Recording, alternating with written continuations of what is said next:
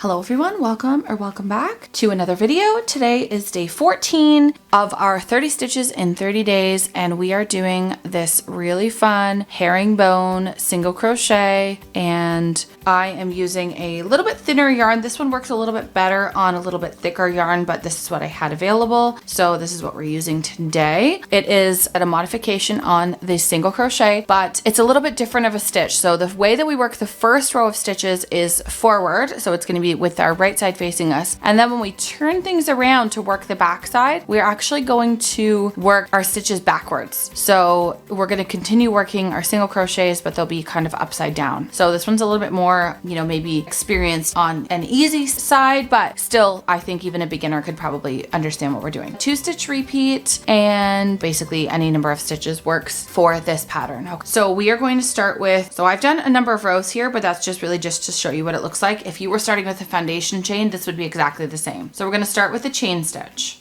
Now keep in mind, because this is a modification on single crochet, similar to the way that we did our star stitch or the knit stitch, our waistcoat, you want to keep your stitch a little bit looser, okay? You want to take this strand here over on the far right. So we want to pick up that strand and then work into the next stitch over across the 2 strands of our braid at the top of our stitch. Okay, now draw up a loop and then finish our single crochet. So that initial draw that we did from there is going to turn that single crochet and make it come across this way, okay? Now don't tighten anything down, okay? So you want to keep everything nice and loose. Now the second stitch, you're going to catch this one here, the loop that we drew up at the beginning, go under there and then down under the next stitch. Draw up a loop and finish our, all right, so now coming back into this loop that we drew up, you're going to insert your hook in there and then down through the next stitch, draw up a loop and then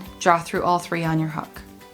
All right, let's keep going. If you guys want to jump back, watch that again, go ahead, and we will come back and do the next row. And then we're gonna do these herringbone single crochets right to the end of the row, including the last stitch. And the looser you leave that stitch, the more you're gonna get that crossing of the stitch. Okay, so we're gonna chain 1 again, turn our work, and now we're gonna work backwards. We're gonna catch this first loop here, the same way that we did before, and then we're gonna work backwards through that first stitch. So I'm gonna pull my yarn out of the way, insert my hook backwards through the top loops of our stitch, yarn over, I twisted it a little bit and draw it up like so. So it's kind of a backwards twist, and then we're going to yarn over and draw through all 3 loops. Okay, let's do that again. So we're going to catch that same loop that we did last time and then bring your yarn to the front, or just bring your hook around behind it, insert into the next stitch, backwards again, bring your yarn under your hook now, and draw it back through, and I twisted it so that it would stay on our hook, and then yarn over and draw through all 3 loops on the hook. Careful not to let this one get too tight. So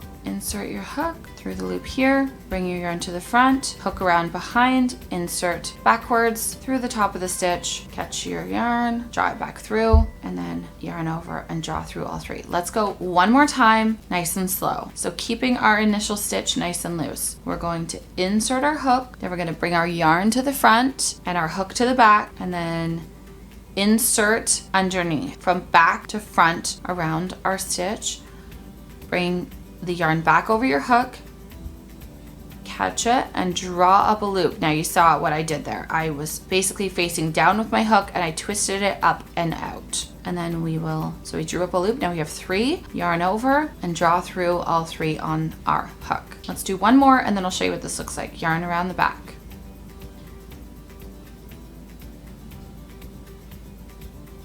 So now we've done 4 or 5 of those stitches, and you can see it's creating the herringbone now on the front of our work. Doesn't really look like a whole lot on the back, but that's okay. This one would be a great like hat pattern, or maybe a scarf, something that you wouldn't necessarily care about seeing the far side.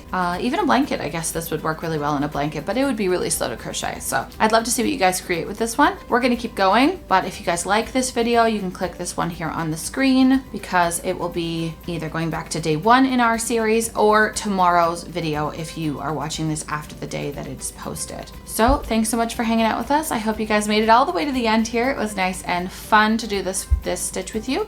We'll see you in the next one.